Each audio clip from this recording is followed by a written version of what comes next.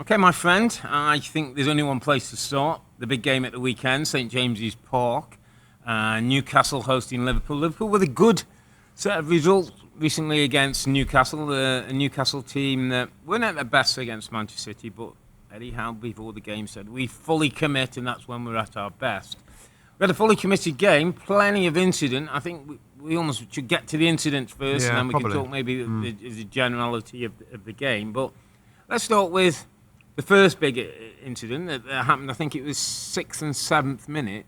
Was a yellow card for Trent for time wasting, which we know now is throwing the ball away. Yeah, which is one of the new directives, isn't it, in terms of the time wasting the whole piece. That now you're going to get a yellow card. Yeah. Which I think we both understand. It's a bit harsh. I don't particularly like it. I think, tell him first, but he gets a yellow. I don't like that. It's so strict, right? Yeah. I think some people, Liverpool fans out there, were like, well, hang on a minute, he did get fouled. He got pushed. Yeah, he got pushed. Yeah. So that's a fair argument. I think maybe Yeah. It could have just had a warning to the referee. It's a foul, and say, look, don't throw the ball away. The second one, he did get a yellow card. He did get a yellow card. Yeah. A minute later, Anthony Gordon picks up the ball in a deep line position. I thought Anthony Gordon played particularly well. We'll mention him a little later. But he runs on the outside of Trent. He's running down the byline, just near strange enough, where the two benches are. And Trent leans out a hand, and there's definitely contact, and Gordon goes down. He can't continue to run on his counter-attack. And Trent got a warning for the referee on this one. Now, I know there was a number of people, I believe, including yourself, that felt it should have been a second yellow card. I do because, and I know we differ on this. I do because, and I know what you're going to say, there wasn't a ton of contact and he went down a little bit easy, right? The referee said it was a foul. I think we all agree on that, right? So if it's a foul, Rob, and Trent's nowhere near the ball, it's obviously a tactical foul. It's a professional foul. It's the yellow card is for unsporting behaviour. When you do something like that, he's restricting a Newcastle player. Yeah. If we all agree, some maybe don't agree that it was a foul, but if it was a foul, he's nowhere near the ball. So that's why I'm like, that's kind of a yellow card. And maybe because he's on one yellow, and maybe the second yellow's got to have more value. I don't know what it is, but I thought Trent was very, very lucky to get away with that with the second yellow. You still think there's not... I'm still uncomfortable in saying that. I think you can give a foul, but I don't think you have to give a yellow card. Agreed. But what about the type of foul it was, Rob? Okay, I understand. But what about the type of yellow card that he got first? That could have been a push on him first, and he gets the thing. Often we sit there, and the first thing we say is, have a bit of common sense, referee. Well, I thought the referee had a bit of common sense. I thought he felt it's a foul. It's not quite as bad. He did go and have a word with him. But the other thing I would say on that, Rob, and I want to get your view on it, is that if he did get a second yellow, and let's go down the route, in 2 minutes he gets 2 yellow cards, which isn't great, and throwing the ball away and whatever. But really, should a team have to go down to 10 men? No. Should a guy have to miss the next game for those two instances? No, they shouldn't. That shouldn't. So I thought, the rules are the rules. I totally agree. Yeah, I think the rules are written a bit, particularly now at any time. But didn't the referee show a little bit of common sense and leniency and what we want, what we're asking for referees to do? He does that, and now we're saying that it could be. Listen, mate, you know me by now, right? And I'm a little bit black and white. I think if you start throwing around, well, you've got to show a little bit of common sense here. Well, when does he then, and when doesn't he? I think the rules are the rules, Rob. For me, I totally agree. So I would criticise the actual laws right now, particularly the first one. He's dumped on his backside. He's sliding back. He gets the ball and just chucks it. I thought the second one was worse. Was less of a foul. I thought Anthony Gordon knew exactly what he caught him. Well, what's Trent doing? Trent's trying to body. He's trying to body him off. Near the ball. It's a deliberate he's trying to body him off as a defender. That's okay. It's contact sport. If the ball was right there, I totally agree with you. But when the ball's ahead of him and he's going to run onto it and he stops him doing it, I mean, listen. Yeah, we differ on that. We differ on that. But I think I agree with you that would be kind of crazy for him to. I mean, there's a bit of emotion in football, Rob. Correct. Goodness, and we don't want to we know that. Yeah. And I know there's they're trying to stop time wasting and adding all the minutes on. And we had the big Zoom call with Howard Webb, PGA boss, and sort of saying this isn't going to be a 2 or 3 week stick. This is going to stick. Yeah. We want to brush up on the behaviour of all players and coaches for this game. It's not a good look for kids watching it, and I get all that.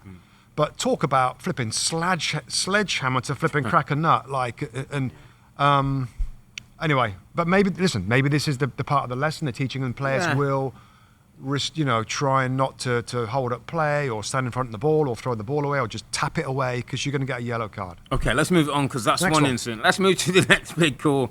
Was it 26 minutes on the clock? I think we agree on this one. I think we agree. So Anthony Gordon comes inside, has a ball, slides a lovely ball through into Alexander Isak's path, who's away and taking a touch as if he's heading towards goal. He was trying to take a touch. Take a touch to head towards goal. Virgil van Dijk's running behind him, sort of to the side but behind, and makes an attempt to win the ball. Right. Now, I think this was pretty clear to me. The question is, does Virgil van Dijk win the ball cleanly? Because the first part, if it wasn't a foul, if he does, he runs in on goal, right? He runs in on goal. So that's a denial of a goal-scoring opportunity. So that's the jeopardy when you make that challenge. That was going to happen. Correct. So then it becomes, did he foul him or not? Did he foul him or not? And we had enough looks with good replays, some slow-mos. I often tend to go with what my eye see, and my eye initially saw Isak's leg move, the right leg move across as he's stepping. I'm thinking after the contact, you don't do that if you think you're in. You don't do that if you've not been hit. And the more we saw replays, the more the evidence I thought was damning for Van Dijk. He caught Isak's foot. Isak goes down, it's denial of a goal-scoring opportunity, and that is a red card. There's a couple of people on social media, Rob, that's chucked out there, not just to us, a few other pundits and stuff that quoting this law. And there was a slight change in the summer. It's the triple jeopardy thing where it's inside the box. Yeah.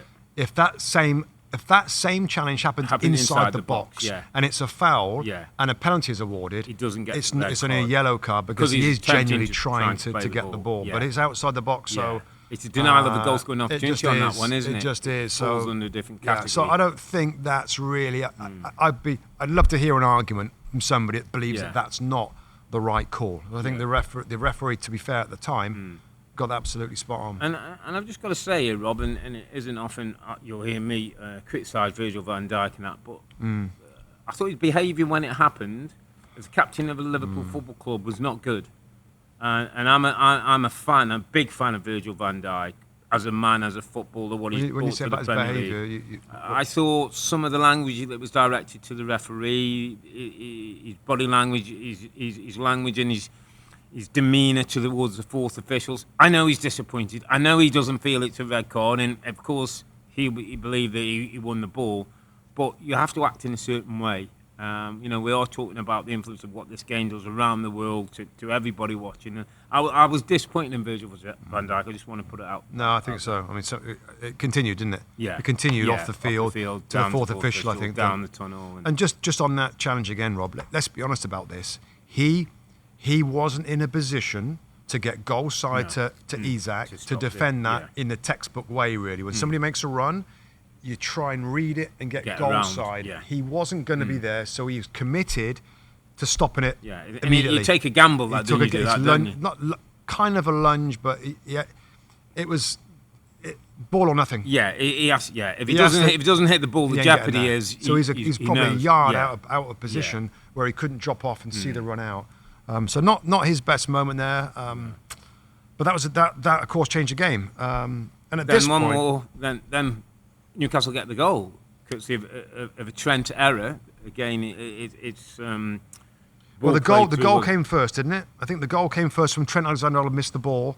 Then I think the red card was a few minutes after the goal. Oh yeah. So they're one. So just on that, Trent Alexander-Arnold again, Rob. We talked about him with the incident where he almost got sent off. Maybe should have done, maybe not, whatever.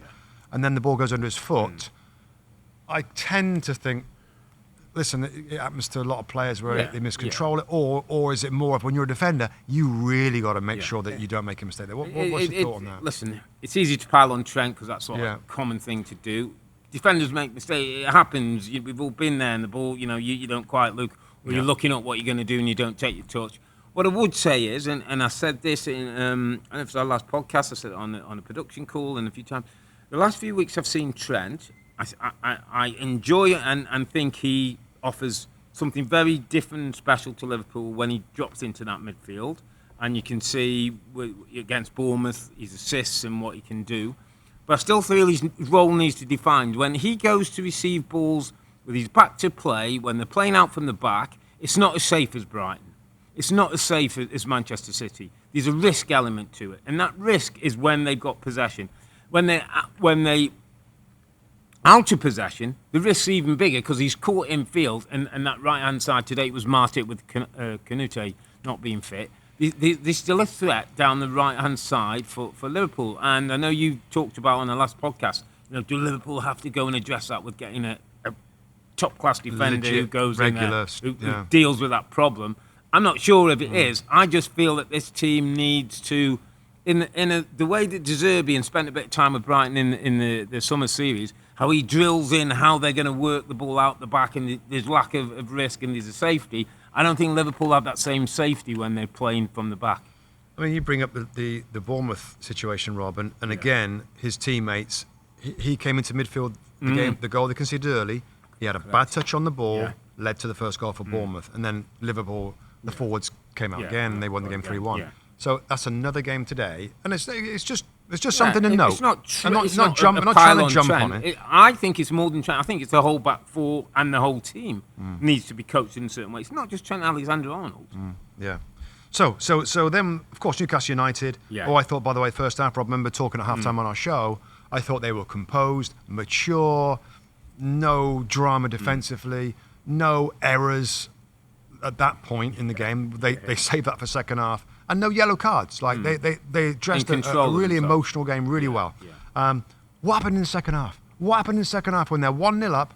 Yeah. I know what I think it is, but I want to hear your take first. Of like, how can they lose that in terms of game management at that point? They gave possession away easily in quite dangerous positions in areas where you would think first thought safety. I thought they turned the ball over.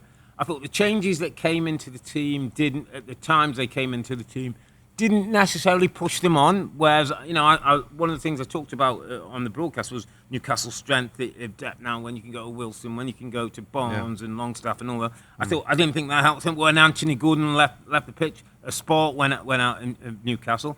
I didn't think they defended particularly well for a team that was so good last season. Joint best defensive team last year. The centre-backs were getting pulled in. Maybe that's because possession gets lost and the turnover caused them problems. So I just felt that their game management wasn't at the level that we'd seen first off, or what we'd expected from Eddie Howe's team. And I'll go on from that point, and you're right, game management. So I'll try and be specific about it. Yeah. I feel like Newcastle United are at their best. We know when they're at the best, and our listeners probably do as well, when they're flat out. They're a heavy metal like Jurgen Klopp's Liverpool. Yeah. Their intensity is insane, the fitness levels, etc. When they're up against it, St James's Park and the team go crazy, and they can run all over you. Yeah. I thought this was like weird.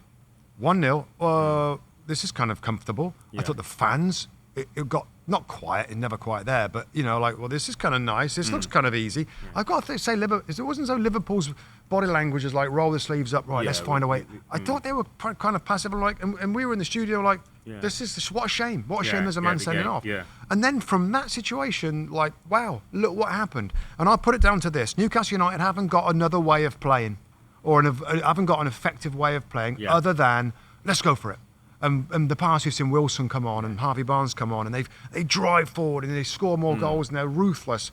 So they didn't do that. Yeah. If you're not going to do that, then against a team with 10 men, then keep the ball, keep the ball, keep it popping around.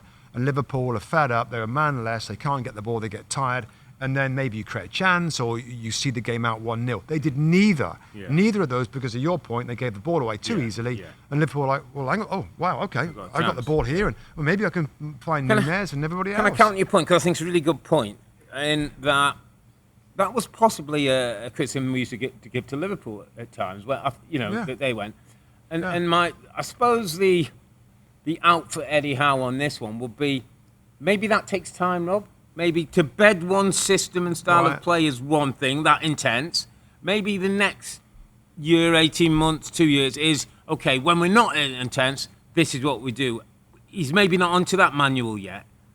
Remember the last podcast, Rob, from match week 2, I think it was? Yeah. Where they played Man City, didn't they? Man City I last remember weekend. thinking, I remember writing down my notes, if Man City want to be able to compete with Man City, then if Newcastle, then they've got to find a way to keep the ball and to be excellent in possession. And they didn't do it against Man City, so they didn't have the ball long enough. Yeah. And they couldn't have the ball long enough in this game to frustrate and bury Liverpool a little bit. So it's an interesting point, and maybe part of the development that's got to come with Eddie Howe and time.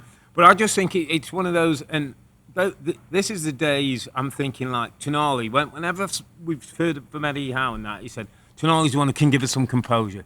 Certain games, he said, in Champions League and Premier League, when it starts getting hairy, he's the one who can compose us and can play.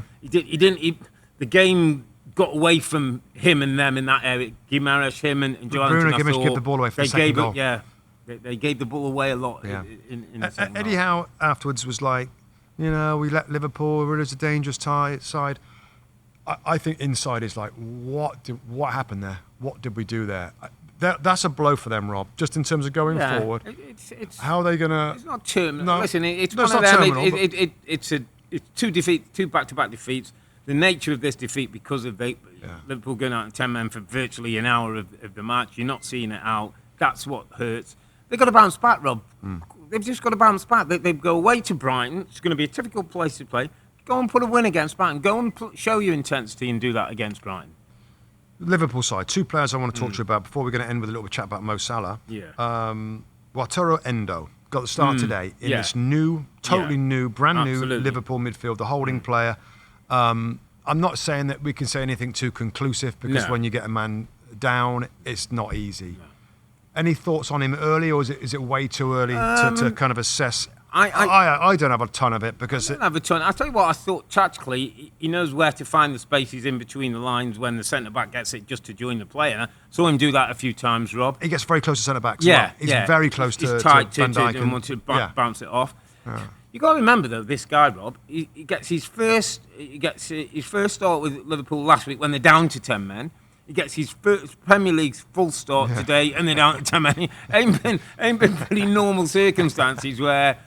We'll see. I know there seems to be a bit of a thing out there. Like, I don't know if he's going to be athletic enough and all that. Yeah. Well, let's give the guy 5-6 games. Lay him bed down and let's see how that goes. Last player to talk about before we get to Mo Salah. Darwin Núñez. Welcome back, my friend. I don't know where you've been, but welcome back to the light side. Yeah, that's an impact. So let's just chuck this one out there. There seems to be, and again, I don't want to pick up on too much gossip and rumour, but there seems to be, and from everything that we've seen and a few things that Klopp said, as though there's been a little bit of some friction between Núñez and Klopp. We know the language barrier is a bit of a problem. He wants him to learn English. When the teams needed someone, if Salah's not playing or Salah's come off, he's not necessarily been the go-to guy. Almost like he's fell out of favour a little bit with Klopp. And I sense that can be Jurgen Klopp, like you're in with him or all of a sudden you're not. I just wonder if the goals today and the spark that he showed almost might build a bridge between the two of them and we can go again. Because I said on air, Rob, and I still believe it, a fit, fired, focused Darwin Núñez can get 20 Premier League goals in a team like Liverpool. Totally agree. Now, I don't know about the relationship, Rob. I don't get that sense between Klopp and Núñez. My thought is really, I think he's still trying to protect him. For some reason, I guess it's the club record signing probably is the reason, but there's a lot of expectation on Darwin Núñez, and there's been situations before where he's got chances, he flashes them wide, or he misses easy chances, and it's like, if we throw him in there now, is it a bit early for him to get on the wrong side of the fans? I just don't know whether there's that bit side of it. Now with this impetus. Surely it's the time, isn't it, to say, you know what, you deserve a start. He's better than Gakpo in that position. I think he's better than Gakpo in the number 9 position. Threat. And just give him a run. Yeah. Give him a run. Yeah. We know there's options up there. Jota can play there as well. So good for him. Good for him. I've always liked him. Yeah, me because too. even though sometimes the finishing's not super clinical, he's always there. Yeah. He always gets chances, Rob. Yeah, he does. So big news today. Well, big news, but there's a lot of stories coming out of Saudi Pro League that they're making it. They're very, very serious on Mo Salah, and the Mo Salah people are considering this, and different reports, and I don't know, different things. This our comes Premier as hard League for us to... insider David Ornstein has gone pretty strong and say he doesn't think this is going to happen. It's not going to happen. No, it's not going to happen this right now. Yeah. Maybe down the line, who knows, in a year or so's time, with a year left on his contract, it might be something both parties feel might be the right But the move. reports, if people haven't heard them, is that this could be his last game yeah. for Liverpool Yeah. because they're going to push it after today's game. Yeah, within the next 7 days. Yeah, I mean, we don't normally, Rob, on our show or on No. our podcast No. go with too many of Speculate these these that aren't things, like The Athletic Named or out, Sky yeah. or the Well, Telegraph. it was or strong Guardian. enough, wasn't it? It was in the Yeah, Echo. there's It was quite in a bit, It was so out we just there thought we'd to bring be it in to seen. mention it. And a big worry for Liverpool, Rob, is what we need to find out is really what do Liverpool think about it? What does Mo Salah think about it? Because if either of those parties wants to make this thing happen, it looks like it could. It could happen. Yeah, I would imagine it'd have to be a huge fee, quite a bit over £100 million, I would think, to lose him right now. Yeah. But maybe overriding that, if Mo Salah particularly wants this move, Yeah, to go. which is not, it wouldn't be on really, given the pushing of the contract. He got this huge, big contract at the football club. And also, there's no time to buy a replacement. No, If he wants to go no. out the door, the window's next Friday. It's done. I got to say, Yeah. it would be sensational if you know, it'd be a wow. I can't see it. I can't see anything's going to happen real quick, but. Hi there, I'm Rebecca Lowe, studio host for NBC's coverage of the Premier League. Don't forget to hit subscribe to watch more videos all season long. And for even more Premier League content, from original series to live matches, head over to Peacock. And be sure to tune in for Premier League mornings every weekend on USA Network and on Peacock. We will see you there.